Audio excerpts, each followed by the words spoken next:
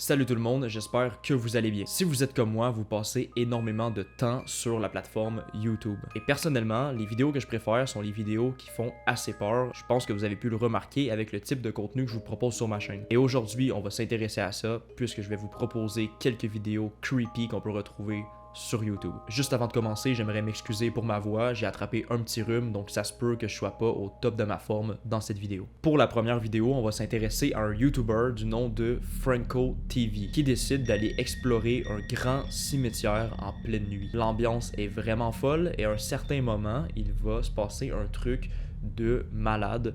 Je vous laisse découvrir par vous-même. Just heard a noise. I literally just heard a noise down here.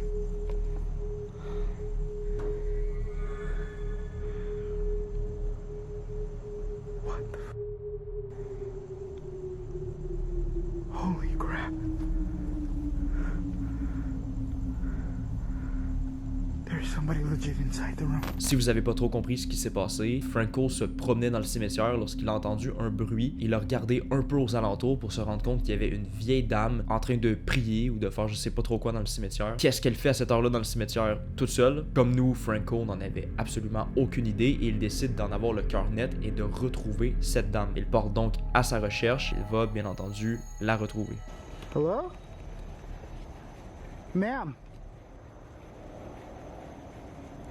Do you need help? Je sais pas comment vous auriez réagi à sa place. Personnellement, j'aurais probablement appelé la police juste au cas où que cette dame se soit perdue dans le cimetière et qu'elle n'arrive pas à retrouver son chemin, on sait jamais. Mais il faut dire que rencontrer une vieille dame dans un cimetière de nuit, c'est vraiment le truc qui fait vraiment bader. Pour la deuxième vidéo, on a un groupe de personnes qui décident d'aller visiter une maison abandonnée. C'est une pratique assez populaire qui s'appelle l'urbex. En gros, les gens vont visiter des maisons pour essayer de retrouver des traces du passé et de savoir un peu pourquoi la maison était abandonnée ou tout simplement pour découvrir les lieux. La plupart du temps, c'est surtout par simple curiosité. Les choses vont un peu se compliquer lorsqu'il va être temps de monter à l'étage parce que un des membres du groupe va se rendre compte qu'il y a une espèce de ficelle qui descend du plafond et en gros, ils vont essayer d'inspecter un peu qu'est-ce que ça pourrait être pour se rendre compte que quelqu'un avait fabriqué une trappe qui aurait pu être mortelle. So they put some the broken glass over here.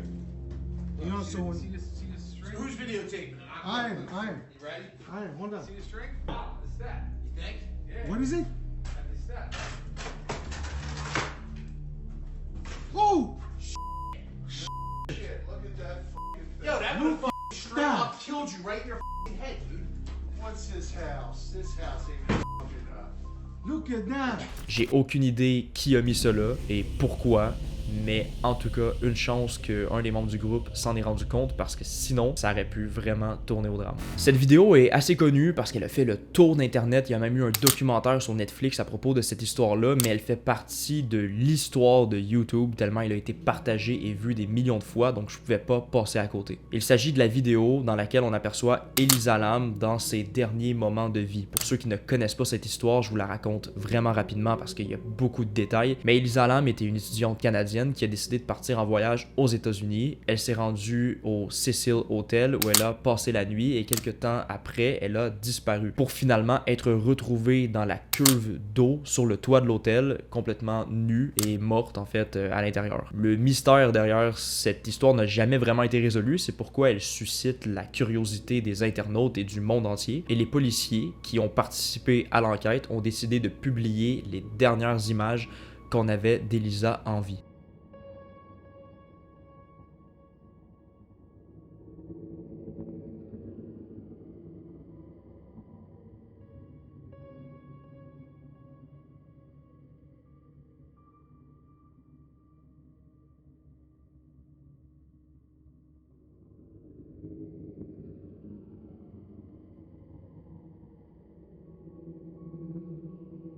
On peut la voir dans l'ascenseur en train de délirer, on sait pas trop qu'est-ce qu'elle fait, est-ce qu'elle parle à quelqu'un, est-ce qu'elle essaie de se sauver de quelqu'un. C'est des questions que tout le monde se pose et comme je l'ai dit un peu plus tôt, personne ne connaît encore la vérité aujourd'hui. Certaines personnes disent qu'Elisa avait des troubles bipolaires et de schizophrénie, ce qui pourrait expliquer son comportement assez étrange, mais on ne connaît toujours pas la réponse en ce qui concerne le pourquoi et le comment elle s'est retrouvée sur le toit dans cette cuve d'eau. Alors pour cette vidéo, je ne sais pas si c'est fake ou si c'est véridique. Le seul truc que je peux vous dire, c'est que c'est très bien réalisé et que je n'aurais pas aimé me retrouver dans cette situation. On se retrouve dans un appartement d'un homme qui s'est rendu compte que depuis plusieurs nuits, certaines choses manquent dans son réfrigérateur. Donc il a acheté de la nourriture et le lendemain elle a été mangée, ou le lait qu'il avait acheté la veille a tout simplement disparu. Il ne trouve pas d'explication à ce sujet et décide donc d'acheter une caméra et de la placer dans son appartement pour en avoir le cœur net, et voici ce qu'il a capturé.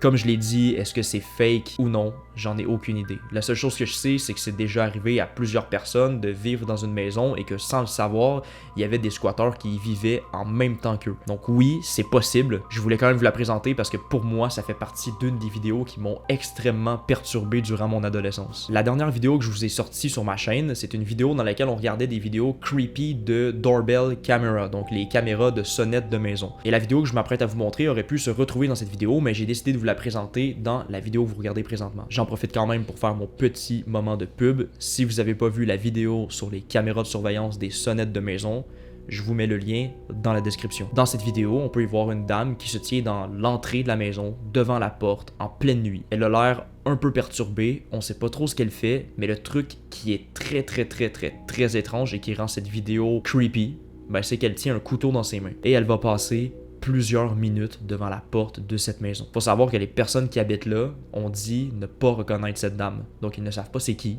ils ne savent pas si elle vient du quartier ou d'une ville à côté, et ils ne savent pas non plus ce qu'elle faisait devant leur maison avec un couteau. Ça donne l'impression qu'elle est en train de faire un rituel satanique ou qu'elle essaie de faire en sorte que cette famille vive de la malchance. C'est vraiment l'impression que ça donne. Et encore une fois, on n'aura pas la réponse à propos de ce qu'elle faisait là. Je sais, ça fait chier, mais je peux pas inventer une fin à l'histoire. Je sais pas si vous avez des théories sur ce qu'elle faisait, si c'est une pratique qui est connue dans certains milieux, si jamais vous êtes au courant.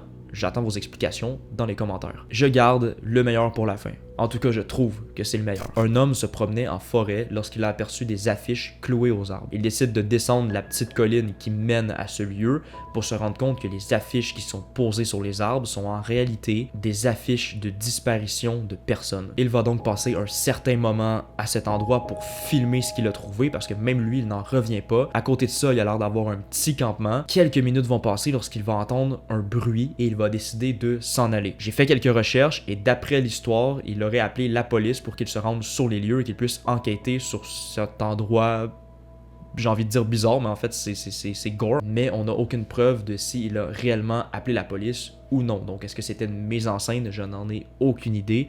Le but n'est pas de débunker des vidéos aujourd'hui, malgré que ça pourrait être un très bon concept, je le garde dans ma tête, mais je voulais vraiment vous présenter ces vidéos creepy. C'est déjà la fin. Si vous avez apprécié cette vidéo, j'aimerais avoir votre avis dans les commentaires et n'hésitez pas à lâcher un like, un abonnement et à partager la vidéo bien entendu. Je vous remercie énormément d'avoir regardé et on se dit à la prochaine pour une autre vidéo. C'était Gab. Peace out.